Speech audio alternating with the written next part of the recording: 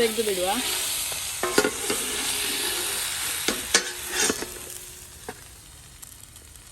ಕೊಡ್ಡಾಯ್ ಕೊಡ್ಡಾಯ್. Hi ಎಲ್ಲರಿಗೂ. ಕೈಯಲ್ಲಿ ದೊಡ್ಡ ಕೊಡ್ಡಾಯಿ ಮೀನುಂಟು. ಸೂಪರ್ ಆಗಿರುವಂತ ಉಪ್ಪು ಶುಂಠಿ ಮಾಡುವ ಬನ್ನಿ. ಕೊಡ್ಡಾಯ್ ಕೊಡ್ಡಾಯ್. ಫ್ರೆಶ್ ಮೀನು.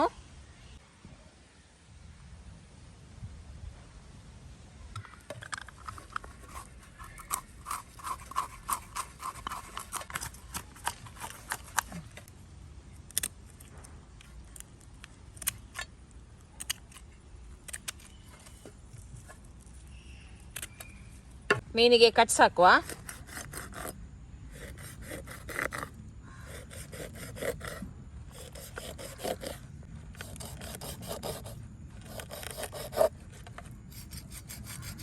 ನೋಡಿ ಸೂಪರ್ ಆಗಿ ಕಟ್ಸ್ ಹಾಕಿದ್ದೀನಿ. ಈಗ ಉಪ್ಪು ಶುಂಠಿ ಮಸಾಲ ರೆಡಿ ಮಾಡುವ. ಮಸಾಲೆಗೆ ನೋಡಿ ಇಲ್ಲಿ 15 ಹಸಿ ಮೆಣಸಿನಕಾಯಿ ತಗೊಂಡಿದ್ದೀನಿ. ಖಾರ ನೋಡ್ಕೊಂಡು ಹೆಚ್ಚು ಕಡಿಮೆ ಮಾಡ್ಕೊಳ್ಳಿ. 15 ಎಸಳು ಬೆಳ್ಳುಳ್ಳಿ, ಅರ್ಧ ಚಮಚದಷ್ಟು ಅರಿಶಿಣದ ಪುಡಿ, 3 ಇಂಚಷ್ಟು ಶುಂಠಿ, 2 ನಿಂಬೆಯ ಜ್ಯೂಸು, ರುಚಿಗೆ ತಕ್ಕಷ್ಟು ಕಲ್ಲುಪ್ಪು, ಸ್ವಲ್ಪ ಕೊತ್ತಂಬರಿ ಸೊಪ್ಪು ಹಾಕದಿದ್ರೂ ಆಗುತ್ತೆ, ಹಾಕಿದ್ರೂ ಆಗುತ್ತೆ. ನೈಸಾಗಿ ಕಡೆದು ತರ್ತೇನೆ. ಇದನ್ನ ನೀರು ಹಾಕೋದು ಬೇಡ, ಹೀಗೇನೆ ನಾವು ರುಬ್ಬಿ ತರುವ. ಮಸಾಲ ರೆಡಿ ಆಗಿದೆ. ಮೀನಿಗೆ ಒಳ್ಳೆ ರೀತಿಯಲ್ಲಿ ಕೋಟ್ ಮಾಡಬೇಕು.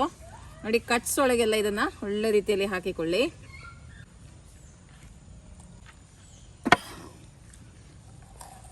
ಮಸಾಲ ನಿಮಗೆ ಜಾಸ್ತಿ ಕಾಣದಿದ್ರು ಕೂಡ ಒಳ್ಳೆ ಟೇಸ್ಟಿ ಆಗಿರ್ತದೆ. ಇದು ಕಡಕ್ ಮಸಾಲ. ಇದು ಕಟ್ಸ್ ಒಳಗೆ ಈ ಥರ ಸ್ಟಫ್ ಮಾಡಬೇಕು, ತುಂಬ ಒಳ್ಳೇದಾಗ್ತದೆ.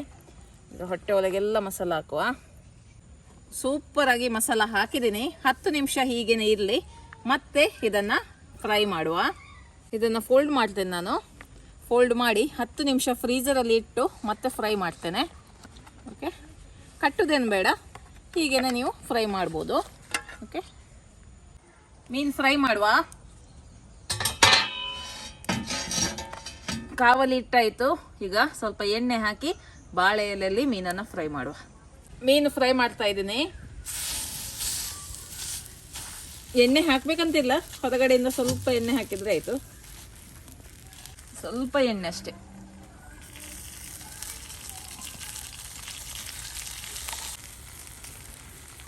ಎರಡು ಸೈಡಿಂದ ಕೂಡ ಮೀನನ್ನ ಫ್ರೈ ಮಾಡಿದ್ರೆ ಆಯಿತು. ಒಳ್ಳೆ ರೀತಿಯಲ್ಲಿ ಫ್ರೈ ಆಗಲಿ. ತೆಗೆದು ಬಿಡುವ.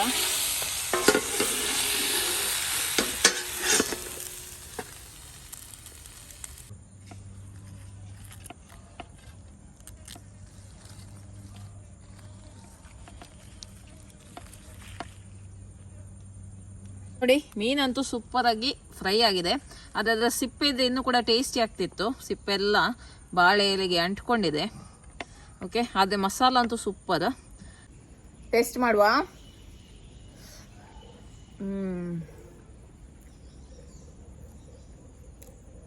ಮಸಾಲ ಮೀನು ಚೆನ್ನಾಗಿ ಎಳ್ಕೊಂಡಿದೆ. ತುಂಬಾ ಚೆನ್ನಾಗಿದೆ.